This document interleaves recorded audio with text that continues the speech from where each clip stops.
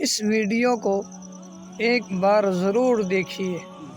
आज दिनांक 21/12/2025 को सुंदापट्टी औजना कड़बी चौधरी समाज की मीटिंग रखी गई, जिसकी अध्यक्षता श्री सुजानाराम जी गजीपुरा वालों की अध्यक्षता में रखी गई, जिसमें निम्न बिंदुओं पर चर्चा हुई। श्री देवाराम जी कार्लो वालों ने प्रस्ताव रखा कि समाज में बहू व बेटियों के पास कैमरा वाला मोबाइल नहीं रहेगा। मोबाइल फोन बिना कैमरा वाला जिससे बातचीत हो सके वह रख सकती है, जिसे सर्वसहमति से प्रस्ताव पास किया गया। पढ़ाई करने वाली लड़कियां पढ़ाई की जरूरत में अगर जरूरी लगे तो वो बच्ची घर आने के बाद मोबाइल अपने घर से बाहर नहीं ला सकती।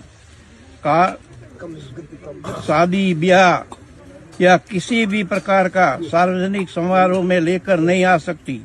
यहाँ तक कि पड़ोसी के घर भी लेकर नहीं जा सकती, जिसे समझ सुंदापट्टी ने सहमति प्रदान की।